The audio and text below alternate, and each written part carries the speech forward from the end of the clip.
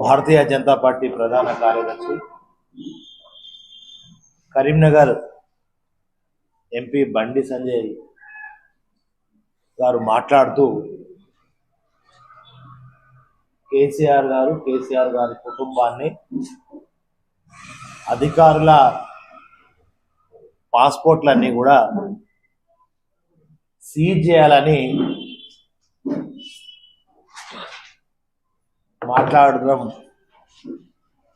చాలా విడ్డూరంగా ఉంది. ఎందుకంటే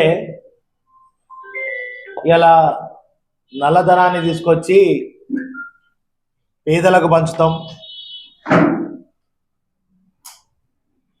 15 లక్షల రూపాయలలో అకౌంట్లలో వేస్తామని చెప్పినటువంటి భారతీయ జనతా పార్టీ నాయకులు ఇవాళ కేసీఆర్ గారి మీద అవినీతి ఆరోపణలు చేస్తూ పాస్పోర్ట్లనే సీజ్ చేయాలని మాట్లాడడం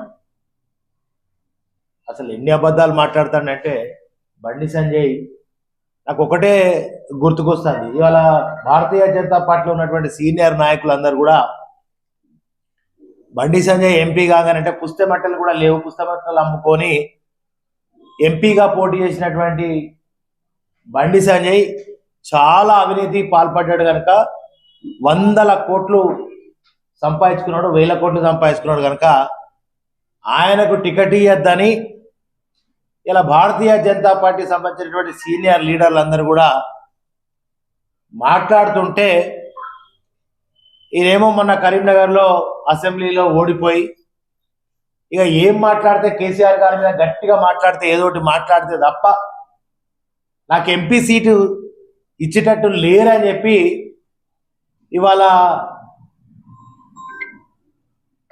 ఆరోపణలు చేస్తే దాంట్లో కొద్దిగా సత్యము అనేటువంటిది కనబడాలి. కొద్దిగానన్నా సత్యదూరమైనటువంటి విషయాలన్నీ కూడా పచ్చి అబద్ధాలు నోటికి ఎంత వస్తే గంత మాట్లాడడం అనేది చాలా విడ్డూరంగా ఉంది.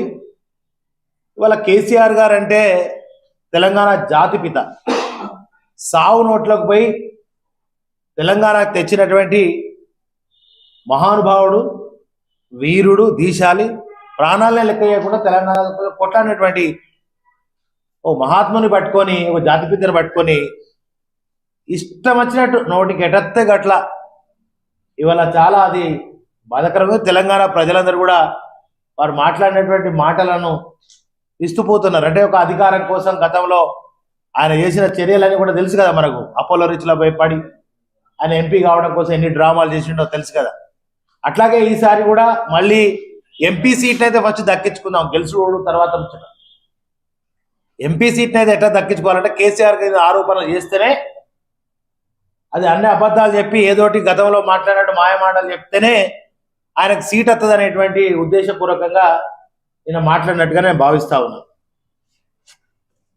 మరి అదే కాకుండా ఇవాళ దేశాన్ని కొల్లగొట్టి దేశ ప్రజల సొమ్మును దోచుకొని దోపిడీదారులంతా ఇలా లండన్ లాంటి విదేశాలలో వాళ్ళు పోయేటట్టు వాళ్ళు ఎంకరేజ్ చేసి వాళ్ళకు మద్దతుగా నిలిచి చేసింది ఎవరు? భారతీయ జనతా పార్టీ కాదా?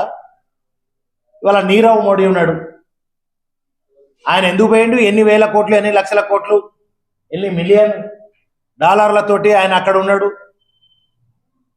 మరి మాల్యా ఉన్నాడు కదా, మరి ఆయన కూడా దేశాన్ని ఎంత, దేశ ప్రజలంతా దోచుకొని ఏ దేశంలో ఉన్నాడు?